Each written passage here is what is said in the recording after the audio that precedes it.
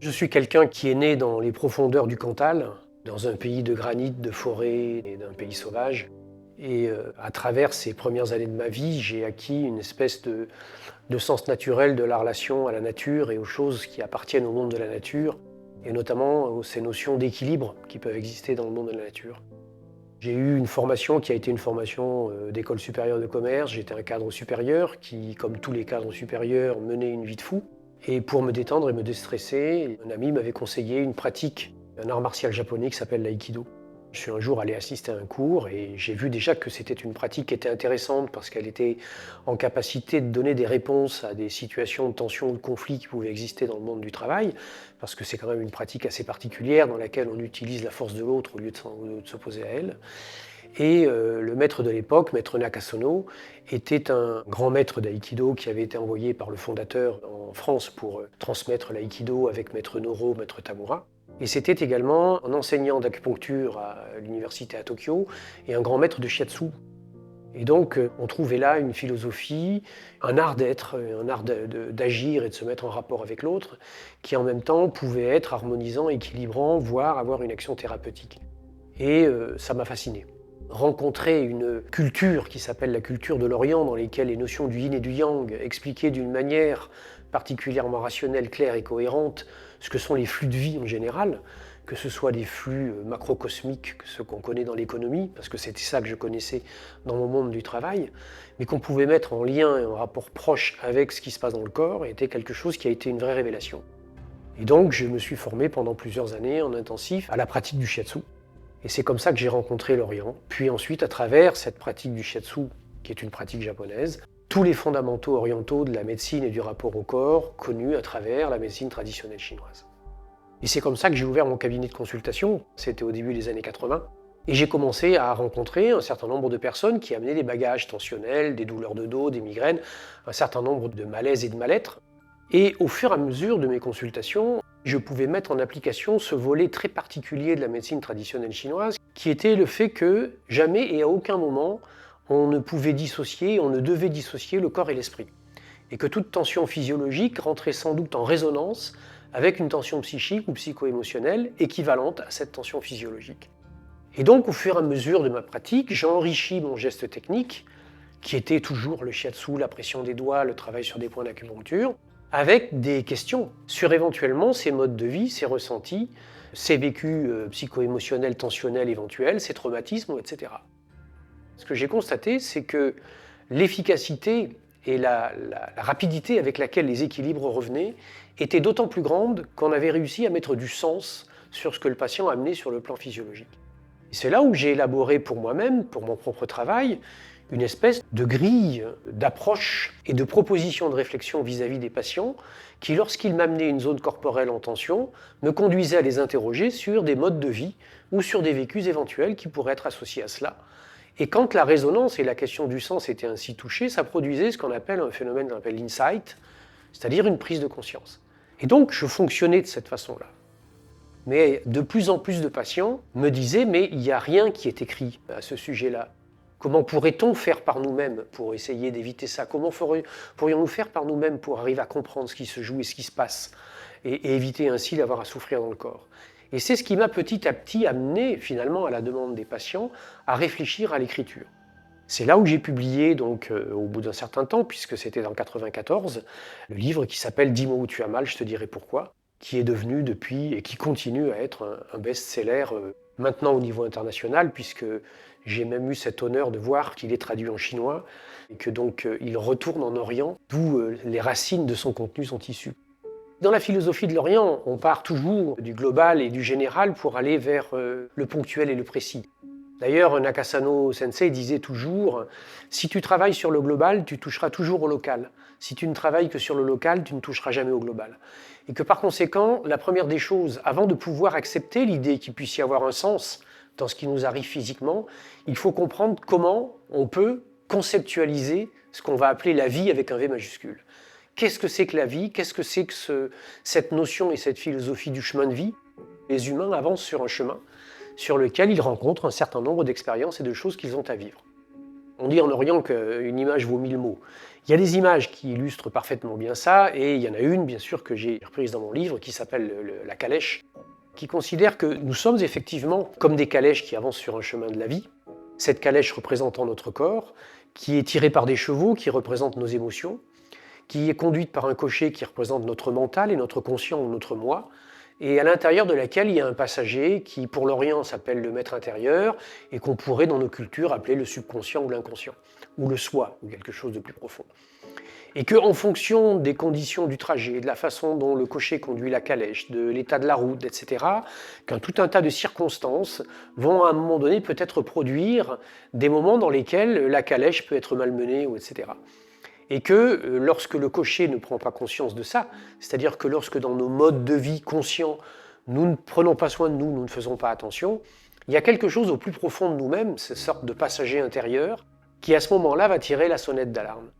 Ça va être un ressenti, une tension, un malaise, un mal-être, voir si ça n'est pas audible, un petit peu plus, un traumatisme ou une maladie, dont le but finalement est de créer une sorte de coup de semonce qui réattire notre conscience et notre vigilance à nous-mêmes en nous disant « la façon dont tu avances en ce moment n'est peut-être pas la meilleure pour toi ».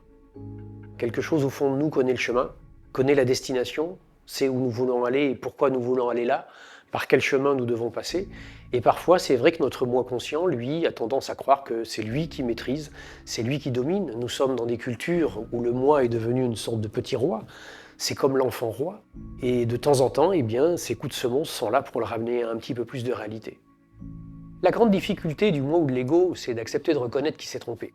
Ça, c'est quelque chose avec lequel il a un petit peu de mal, parce que comme c'est entre guillemets un enfant insécure, il a besoin d'être dans les certitudes. Et il a tendance donc à se focaliser, à ne voir du monde que ce qui lui permet de justifier ce qu'il pense.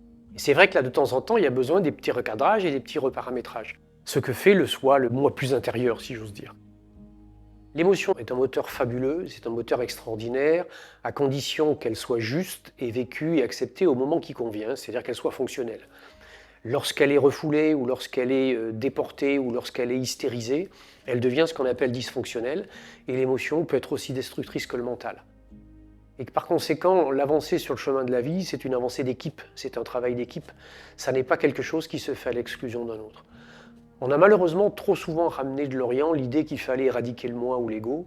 Ça n'est pas qu'il faut éradiquer le moi et l'ego, il faut juste les remettre à leur juste place.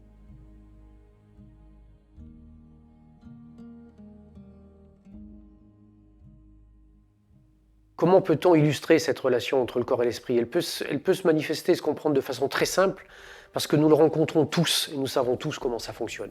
Et ce que nous ne mesurons pas, c'est l'intelligence du corps et l'intelligence avec laquelle ça fonctionne. Prenons par exemple le cas d'un timide. Une personne qui est timide, que vous mettez en présence de quelqu'un qui l'impressionne, elle va se mettre à rougir. Il y a donc une émotion, timidité, qui produit quelque chose sur le plan physiologique. Il y a une dilatation des vaisseaux, la rougeur arrive à la peau, la personne a chaud, le rythme cardiaque s'accélère. Qu'est-ce qui s'est passé en fait sur le fond ? Il y a une émotion qui est présente, et cette émotion, elle a une conséquence, qui est la sécrétion de deux hormones particulières, qui sont l'adrénaline et la noradrénaline. L'adrénaline a cet effet vasodilatant, a cet effet de mise en route, d'accélération du rythme cardiaque, de chaleur, de transpiration, la personne peut bafouiller, etc. etc. On voit donc que l'émotion timidité a produit cette sécrétion d'adrénaline. Mais le problème, c'est que l'adrénaline, elle est présente dans tout le sang. Or, le timide, il ne rougit ni de la plante des pieds, ni du dos. Le timide rougit d'une partie spécifique du corps qui s'appelle le visage. Et qu'est-ce que c'est qui se passe à ce moment-là ? Eh bien, c'est que la noradrénaline, c'est une hormone qu'on appelle un électeur de lieu. C'est elle qui détermine à quel endroit va agir l'adrénaline. Et là, on voit qu'elle a une action absolument incroyable, c'est qu'elle va faire agir l'adrénaline dans la zone corporelle qui est porteuse de la symbolique psycho-émotionnelle du problème du timide, puisque le visage, c'est l'identité, c'est ce qu'on met sur les photos d'identité, et que le timide est quelqu'un qui a une grande sensibilité sur son identité. Deuxième chose ensuite, c'est la manière avec laquelle ça se traduit de telle et telle façon. Selon les principes de la médecine chinoise, eh bien, il y a des équilibres. Donc, s'il y a une fonction organique qui sert à quelque chose de précis, et que le corps et l'esprit fonctionnent en simultané et ensemble, à partir du moment où le corps est composé d'organes et de parties différentes, on peut en déduire que l'esprit, en résonance, est construit de parties différentes. Telle partie organique me sert à telle chose, j'ai sans doute un pan psychique qui me sert à ça. Prenons un exemple. L'estomac, ça me sert à digérer la matière, les éléments matériels que je viens de manger. Eh bien, en résonance, j'ai un pan de mon psychisme qui me sert à gérer la matière. Donc, ce qui me permet de réfléchir à un dossier professionnel, etc., etc. Nous sommes dans une économie d'énergie. Si l'organe a besoin de beaucoup d'énergie, ça va se faire aux dépens du psychisme. Si je mange beaucoup à midi, j'appelle beaucoup d'énergie sur mon estomac. L'après-midi, je vais mal réfléchir. Si je passe mon temps et ma vie à trop réfléchir sur les éléments de la matière, ça va se faire aux dépens de l'estomac. Et d'ailleurs, la grande maladie des hommes d'affaires, c'est l'ulcère à l'estomac. C'est-à-dire qu'on voit comment il y a une espèce de balance dans l'équilibre. Et que donc, à travers ça, eh bien, notre corps vient nous dire, à travers l'organe, que sans doute quelque chose dans la résonance psycho-émotionnelle qui est en lien avec lui, quelque chose ne fonctionne pas correctement. Et là-dedans, il y a des structures d'expression. On n'est pas obligé d'avoir une maladie ou un accident ou de souffrir. Il y a des signaux, mais nous avons du mal à les entendre. Il y a des tensions, il y a des malaises, il y a des ressentis particuliers. J'ai des migraines, je peine à m'endormir le soir. En ce moment, j'ai plutôt des tensions au niveau du dos, etc., etc. C'est-à-dire que j'ai plein de signaux qui me semblent montrer que dans mon corps, quelque chose devient inconfortable. C'est une interpellation à me dire que peut-être la manière avec laquelle j'avance sur le chemin de ma vie est elle aussi inconfortable. Et que si j'ai des migraines de façon répétitive le vendredi soir, je peux peut-être m'interroger sur le plaisir ineffable que j'ai à passer le week-end entier avec ce conjoint adoré ou avec telle ou telle personne. Si j'ai des tensions de dos, etc. dans le monde de mon travail, peut-être, comme me disait ma grand-mère, est-ce que cela signifie que j'en ai peut-être un peu plein le dos et que j'ai sans doute une véritable interpellation à réfléchir. Malheureusement, comme nous sommes dans une sorte de course à l'échalote permanente, ces inconvénients et ces inconforts, ça ne nous intéresse pas. Et nous n'avons pas envie de perdre de temps à réfléchir à quelque chose ou à remettre en cause des comportements. Donc on se donne les moyens de faire taire ça. Cigarettes, alcool, nourriture, suractivité, tous les modes compensatoires possibles et imaginables vont pouvoir émerger, vont pouvoir apparaître pour nous permettre de mettre ça sous le boisseau. Sauf que la vie est un principe permanent et incessant d'énergie et de flux, et que ce que nous faisons taire, en refermant un peu les joints de la cocotte minute, eh bien, continue à travailler en profondeur jusqu'au moment où le joint lâche. Et c'est là où on est malheureusement conduit à devoir rentrer dans une expression plus violente, plus brutale, plus interpellante, qui, elle, va nous obliger à nous arrêter, soit à travers le fait que nous rentrons dans des comportements accidentogènes. Donc nous allons mettre en place des actes manqués réussis qui vont nous conduire à la chute, au dérapage, etc., etc. Soit que nous mettons en place les conditions et que nous ouvrons la porte à la pathologie et qui nous permettra de comprendre que, alors qu'il y a 10 personnes dans une pièce et que le virus de la grippe est présent, il y en aura 3 ou 4 qui l'auront, mais pas les autres.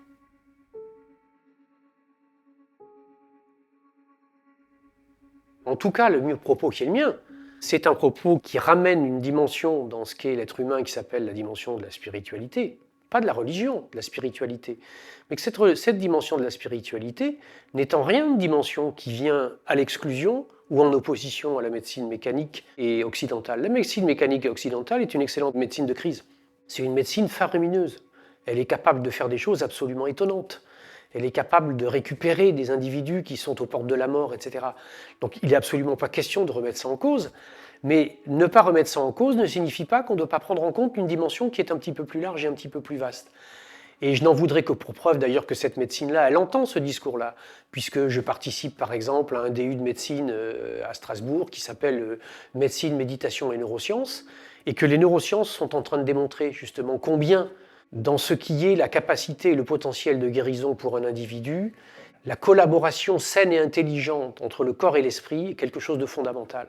Sur des lésions neuronales, sur des AVC, on récupère à une vitesse inimaginable de la motricité, par exemple, après une hémiplégie sur un bras qui est paralysé, eh bien, en faisant justement des images virtuelles.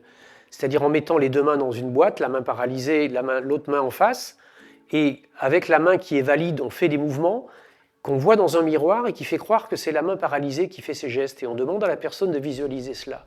Il y a des taux de récupération et des vitesses de récupération qui sont sans commune mesure avec celles d'une rééducation classique. Et que par conséquent, dans le fait de réconcilier le corps et l'esprit, il n'y a en rien une philosophie qui est à l'exclusion de ce qui est le traitement mécanique des choses. Je dis toujours à mes élèves, vous savez, si quelqu'un fait un infarctus, c'est mieux qu'il prenne de la trinitrine plutôt que de faire des positions de yoga. C'est bien évident que nous avons là, dans un état de crise, une réponse qui est efficace. J'ai d'ailleurs rencontré ça en Chine. À Pékin, j'ai visité un des plus grands hôpitaux de médecine traditionnelle à Pékin. Tous les médecins qui sont présents là, ce sont des médecins qui sont diplômés des deux médecines. Et ce sont des gens qui, en état de crise, utilisent la médecine occidentale et que pour toutes les autres situations, utilisent la médecine traditionnelle et sont capables de donner des prescriptions dans les deux champs. Donc il n'y a aucune opposition. Toute opposition ou exclusion est mauvaise. Quand la médecine pure et dure occidentale veut rejeter la dimension qui est la dimension subtile de l'individu, elle se trompe. Quand les médecines douces ou alternatives veulent rejeter la médecine occidentale et sa capacité à traiter les crises, elle se trompe. La vérité, elle n'est pas dans l'opposition, la vérité, elle est dans la complicité, elle est dans le travail en commun. Cette connaissance qui ne dissociait pas le corps et l'esprit, elle est universelle. Elle appartient à l'inconscient collectif de l'humanité. Elle est présente dans toutes les traditions. Mais le 19e siècle glorifiant et la science de la matière qui est arrivée a cru qu'elle pouvait balayer tout ça d'un revers dédaigneux. Et je crois que c'est Julien Green qui disait que le pire péché du monde moderne, c'est le refus de l'invisible. Et la physique quantique nous explique sans arrêt que nous percevons bien le corpusculaire, c'est-à-dire la densité de la matière, mais qu'il ne faut pas oublier que le pan caché de cela, c'est l'ondulatoire, c'est-à-dire l'énergétique, le vibratoire, et donc le subtil. On est dans un process dans lequel il y a des champs du subtil sur lesquels la mécanique complète n'est pas encore comprise. Et je dis bien n'est pas encore comprise, parce qu'on y trouvera les clés. C'est juste une question de temps. Mais on perd d'autant plus de temps qu'on nie ça. Et de nombreuses recherches et des travaux extrêmement intéressants, notamment pour les gens qui ont travaillé sur les axes des NDE, notamment. On a quand même commencé à établir de façon relativement précise que ce qui est la conscience d'un individu, ça n'est pas que le cerveau, mais que c'est quelque chose qui est totalement cellulaire, ce qui permet de comprendre d'ailleurs tous les phénomènes avec les cellules souches, les problématiques qu'il y a avec les greffes d'organes, etc., où on découvre des choses qui sont particulièrement étonnantes et troublantes. Et que donc la conscience d'un individu n'est peut-être pas qu'une espèce de petite mémoire qui serait au niveau cortical ou au niveau cérébral, comme une mémoire dans un ordinateur, mais quelque chose qui est beaucoup plus consubstantiel à l'individu, et que la conscience de nous-mêmes, eh bien, elle est présente en fait dans l'intégralité de notre corps et de nos cellules. Et qu'il y a là donc un principe de cohérence.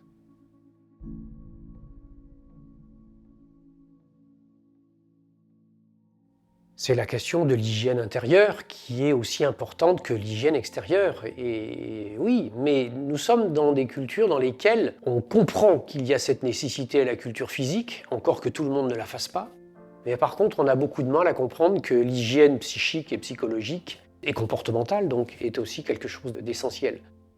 Il y avait dans les anciennes traditions des moments particuliers qu'on appelait les méditations ou les prières, qui avaient des moments dans lesquels on faisait le point avec soi-même, qui sont des moments qui manquent beaucoup aujourd'hui. C'est une contrainte inutile. C'est parce qu'on ne voit pas l'effet. On ne voit pas l'intérêt immédiat donc. Mais il y a une vraie nécessité à ces moments de recul et de silence, pour entendre ce qui est à l'intérieur, ce qui vient de l'intérieur, pour se poser les bonnes questions, pour voir dans quelle mesure on peut mettre en accord ce que l'on est au plus profond de soi-même avec ce qu'est le quotidien et ce que l'on vit. En tout cas, ces temps de silence, ces temps de distanciation, ces temps de recul par rapport à ce que nous sommes, nous vivons, et Dieu sait si par exemple dans la période d'aujourd'hui nous en aurions besoin, est quelque chose de fondamental. Aujourd'hui, ça n'existe plus. Aujourd'hui, nous sommes dans l'hystérie, les réseaux sociaux, les explosions immédiates. Il suffit de dire un mot pour que, entre guillemets, la toile s'enflamme et que la société parte dans des délires plus ou moins intenses. Et ça, c'est la démonstration, effectivement, que ces temps de recul n'existent plus. J'ai fait à une certaine époque un certain nombre de stages en résidentiel, notamment dans le désert. Un certain nombre de personnes qui participaient à ces stages partaient au bout de 2-3 jours parce que le silence leur était insupportable. Parce que dans le silence, quand le silence de l'extérieur arrive, commence à émerger un petit peu de bruit interne. Et derrière ce bruit interne émergent et remontent de temps en temps des messages ou des signaux qu'on a refusé d'entendre depuis bien longtemps et qui crient quelque chose à l'intérieur de nous. C'est parfois très peu audible et le risque à ce moment-là, c'est qu'on prenne ce qu'il faut pour ne plus les entendre. Ça peut permettre d'éviter un état de crise plus grave, parce qu'il faut bien comprendre qu'à des moments donnés, la fuite est aussi une bonne chose. Mais à condition que derrière, une fois le moment de la fuite réalisé, on se pose les bonnes questions et on revienne à quelque chose d'essentiel. Parce que l'être humain ne peut pas vivre quelque chose sans comprendre. Le besoin de sens est un besoin vital. Oui, on ne prend pas soin que de son corps, doit prendre soin aussi de son esprit. Donc qu'est-ce que ça veut dire? Je ne m'endors pas sur n'importe quelle pensée, je ne me réveille pas sur n'importe quelle pensée, je ne m'endors pas sur n'importe quelle souffrance physique, je ne me réveille pas sur n'importe quelle souffrance physique. Donc dans le rapport à soi, c'est quelque chose qui est majeur. Et c'est la coupure qui existe chez les gens qui font des burn-out. Les gens qui font des burn-out, ce lien-là a été coupé. Donc ils n'ont plus le ressenti. Donc c'est comme tout système, c'est-à-dire ça s'emballe, ça s'emballe, ça s'emballe. Vous savez que la conclusion est toujours la même. Je ne sais plus qui disait je ne mesure l'importance de l'investissement que j'ai fait dans mes assurances que le jour où j'ai un accident. Et c'est vrai que tous ces investissements qu'on semble faire dans le vide sont en fait des garanties de vie sereine et de vie équilibrée. Et il faut bien comprendre dans le propos qu'il y a derrière ça que celui-ci n'est en rien culpabilisant, mais en revanche, il est responsabilisant. Il n'est pas culpabilisant, il n'est pas question de faute ou etc. Il est question en revanche de revenir à soi. Et il est clair que le jour où on a un accident, où on tombe malade, il ne faut pas se dire « qu'est-ce que j'ai mal fait ?» Il faut juste se poser une question très simple « qu'est-ce que j'ai à comprendre là ?» C'est-à-dire que là, il y a une interpellation, il y a un appel, il y a quelque chose qui nous dit qu'il y a sans doute, dans la façon avec laquelle nous sommes, dans la façon avec laquelle nous nous comportons, nous pensons notre monde, dans le moment où ça nous arrive, eh bien quelque chose qui dysfonctionne et que c'est là-dessus où il y a un travail à faire. Le double idéogramme, c'est crise et opportunité, c'est-à-dire ce qu'on traduit comme étant une crise. C'est-à-dire que toute crise est donc obligatoirement une opportunité. Et dans la crise, il n'y a donc pas que des choses qui sont destinées à nous faire souffrir ou à nous nuire. Dans la crise, il y a une issue. Et que c'est sans doute là que se situe la réponse. Et donc cette notion-là est vraiment une notion qui est une notion fondamentale. Et c'est d'ailleurs celle-là qui m'a amené vers l'Orient, parce que ça fait partie des clés majeures qu'il y a dans la pratique d'un art martial que j'évoquais tout à l'heure, qui s'appelle l'aïkido. Et c'est un art martial, donc c'est une technique et une pratique d'efficacité.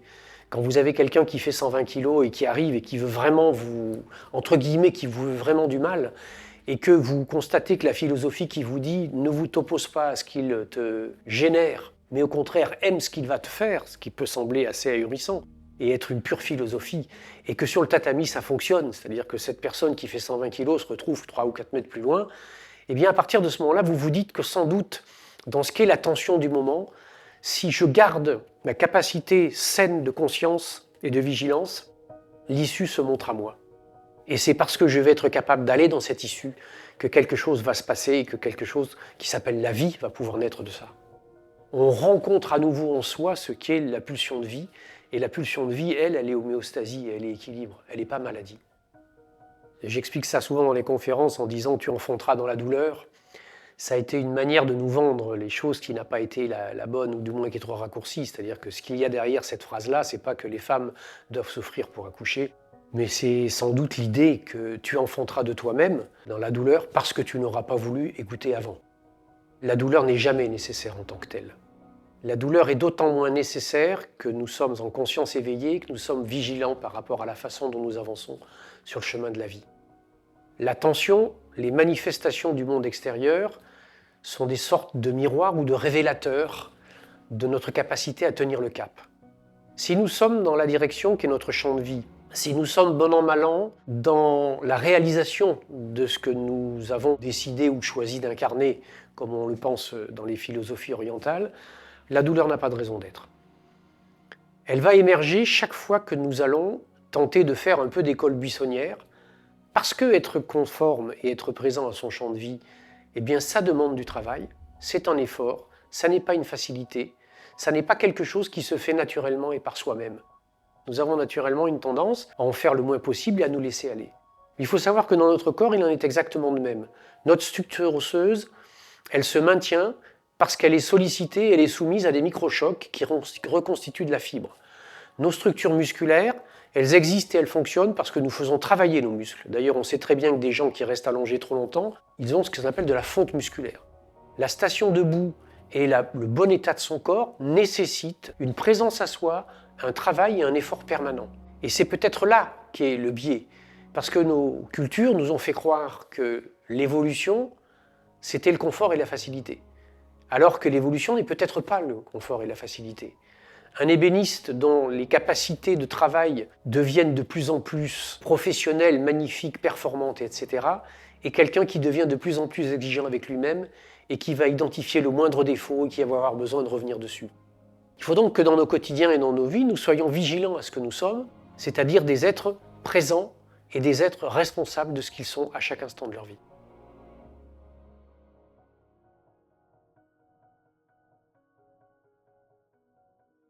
Le yin et le yang sont effectivement des notions totalement complémentaires et toutes leurs résonances sont totalement complémentaires. Le yin c'est la nuit, le yang c'est le jour et la nuit sont un peu plus complémentaires. D'ailleurs, le jour n'existe pas sans la nuit et réciproquement. Et donc l'ensemble des composantes qui sont associables au yin et au yang fonctionnent dans cette synergie. D'ailleurs, le symbole du Tao, ce sont des têtards qui s'entrelacent. Il n'y a donc aucune aspérité. Il n'y a pas de conflit. Ce ne sont pas des forces antagonistes, comme souvent c'est trop souvent dit. Ce sont juste des forces inverses. Et qui donc, comme tous les inverses, créent de la synergie. C'est un peu comme la pédale en vélo. C'est parce que le pied gauche appuie et que le pied droit relâche que le mouvement circulaire peut se faire, et que quand le pied gauche est arrivé au bout de son potentiel d'appui, c'est là que le pied droit peut commencer à appuyer. Et dans les composantes que sont les composantes des êtres humains, eh bien, il y a, à travers le yin et le yang, des relations qui peuvent être faites entre le féminin et le masculin.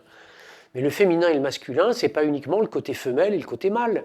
C'est tout ce qui est la féminité et la masculinité. Tout ce qui est pour le féminin l'accueil, la douceur, la sensibilité, l'émotion, l'intuition, la capacité à porter et à donner la vie, etc. Et pour le masculin, la capacité guerrière, la capacité de lutte, de force, de pénétration.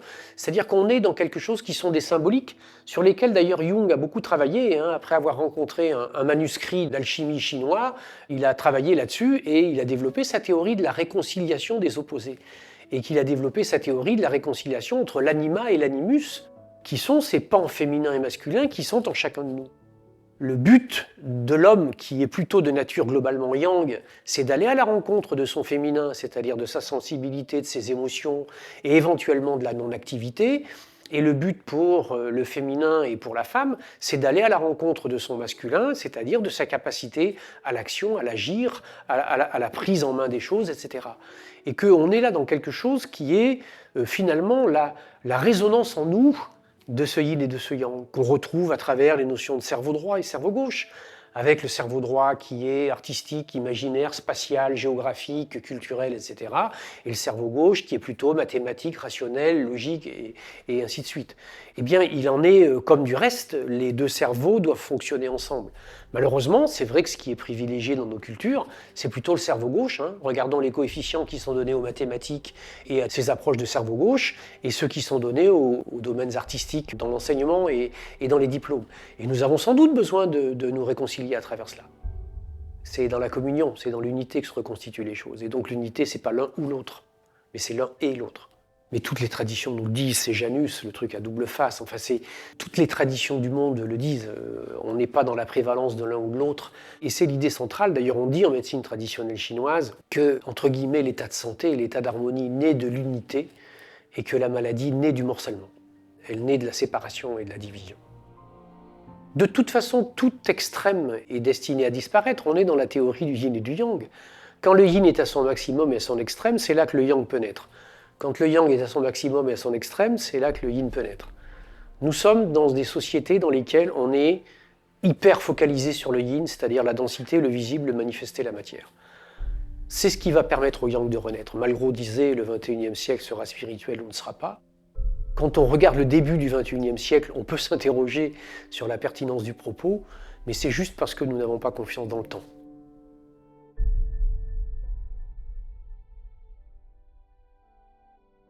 L'ikigai, c'est une notion, on va dire une philosophie de vie qui est issue de l'art de vivre d'une région du Japon qui s'appelle Okinawa.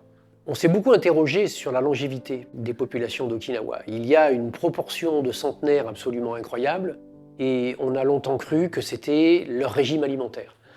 Mais on s'est rendu compte que des gens qui suivaient ce régime alimentaire en Occident, tout en continuant de vivre à l'occidental, n'obtenaient pas les mêmes résultats que ceux qu'on semble avoir à Okinawa. Et on a découvert petit à petit, parce qu'on a tout simplement pris le temps d'aller observer ce qui était, qu'en fait l'ikigai est une philosophie de vie profonde, véritable et extrêmement simple, qui est 1. L'accueil de la vie à chaque instant, qui est 2. Mon insertion dans ce qu'est ce champ de la vie à chaque instant, et ma capacité à comprendre que je suis un être unique qui n'existe que par les autres. Et c'est une espèce de complexité qui conduit à prendre conscience de soi dans ce que l'on est et dans la résonance que l'on a avec les autres. Une vieille grand-mère à Okinawa disait, quand on lui demandait de définir ce que c'était l'ikigai, elle disait « Moi c'est simple, chaque matin quand je me réveille, la première chose que je fais, c'est que je sors dans la rue, je souris à 5 personnes qui me répondent en me souriant, et alors seulement je vais prendre mon petit déjeuner. Et je démarre ma journée avec le fait d'avoir été accueilli par 5 sourires, et que ça me donne cette énergie pour la journée. Cette espèce de respect fondamental de soi, par le respect fondamental de l'autre, et par le respect fondamental de tout ce que sont les manifestations de la vie. Donc la justesse du comportement avec les animaux, donc la justesse du comportement avec la nourriture, donc la justesse du comportement avec les ancêtres, c'est-à-dire la capacité à comprendre que nous sommes aussi des racines d'où nous provenons et d'où nous sommes issus, de ce respect de ce que nous donnons aux enfants et de ce que nous leur montrons à travers nos propres comportements, eh bien dépend une qualité fondamentale de vie et de vivant. Et ce qui active le processus de vie en nous, et qui est peut-être à la base même du secret de longévité. Vous avez une espèce de tranquillité qui commence à émerger, et cette tranquillité, petit à petit, eh bien, elle réinstaure un climat fondamental dans le rapport à la vie qui s'appelle la confiance. Mais c'est vrai que la société contemporaine moderne peut être cette conspiration contre la réalisation du soi, mais en même temps, c'est elle qui lui en donne les circonstances de réalisation. C'est-à-dire qu'il ne faut pas oublier que les situations de perfection comme ça n'existent pas dans le monde de la densité et de l'incarné. Dans le monde de la densité et de l'incarné, ce qui est attendu de la part du soi, c'est d'être capable de se déplacer dans un contexte quel qu'il soit. Si un jour j'ai à traverser quelque chose qui s'appelle l'Amazonie, il va falloir que je fasse avec ce qu'est l'Amazonie, c'est-à-dire les moustiques, les serpents, les rivières, la vase, etc., mais aussi des fleurs magnifiques, un certain nombre de choses comme ça. Notre société actuelle est un peu une espèce de jungle. Mais se réaliser n'est pas s'opposer ou quitter cette jungle, mais c'est se demander qu'est-ce que je peux en faire, c'est-à-dire comment moi je peux, à travers mon propre vécu, la transformer. Dans les visions de l'Orient, le comportement de chacun, un peu à l'identique de ce que Jung avait défini avec l'inconscient collectif, eh bien nourrit quelque chose de plus global. C'est-à-dire que nous ne sommes pas que des fétus de paille qui sont ballottés par un torrent qui coule, nous sommes aussi participants à ce torrent. Et la graine, le brin de paille que chaque fourmi individuelle amène à une société, permet de la faire évoluer, cette société, permet de la transformer, de la faire changer. Alors c'est vrai qu'à ce moment-là, il y a beaucoup à s'interroger sur ce que nous vivons aujourd'hui et sur la société que nous avons créée. Mais je crois que si on veut pouvoir se donner le droit d'en dire quelque chose, il faut se poser la question de en quoi nous avons participé à cela et en quoi la réalisation de nous-mêmes, et peut-être donc les tensions et les déséquilibres que nous avons, et la signature que nous avons peut-être du mal à trouver notre place réelle à l'intérieur de ça, et d'être nous-mêmes dans un positionnement juste. Et c'est d'ailleurs la raison pour laquelle, dans mon livre, à aucun moment je n'ai mis ce système de tout fait de réponse, et que j'ai toujours repositionné ça, et c'est pour ça que je mets énormément d'exemples, dont notamment des exemples qui me concernent, pour montrer que dans ces écrits-là, il n'y a aucun moment le fait de se sentir au-dessus du lot, etc., mais de comprendre que c'est quelque chose qui est consubstantiel au vivant, et que nous sommes dans une espèce d'école où nous apprenons en permanence. Vous savez, la confiance dans la vie et la simplicité, on rencontre chez plein de gens, elle amène à l'humilité. Et c'est quelque chose, ça, que l'ego ne sait pas très bien faire. Parce que comme il est insécure, il fait comme le petit enfant qui est insécure, il a besoin de montrer qu'il est fort. Le petit enfant qui a peur en descendant dans la cave pour chercher une bouteille, il bombe le torse et il chante. Alors qu'en fait, au fond de lui-même, il est terrorisé. Et c'est pour ça que nous cherchons des complexités aux choses. Alors qu'il y a des leviers très basiques, très simples dans la vie. Les civilisations d'aujourd'hui auraient besoin de recomprendre ce que les philosophies karmiques proposent, c'est-à-dire une responsabilité qui dépasse le temps de l'ici et maintenant dans ce que nous sommes. Il y a une vraie notion philosophique de la responsabilité individuelle, des pensées et des actes. Je crois que le constat qu'on peut faire aujourd'hui, c'est effectivement la jungle et le marigot. Et donc, que ce qui nous reste aujourd'hui, en tout cas à nous, comme vraie question et comme vraie réflexion, c'est voilà, qu'est-ce que je fais là-dedans et qu'est-ce que je peux faire de ça ?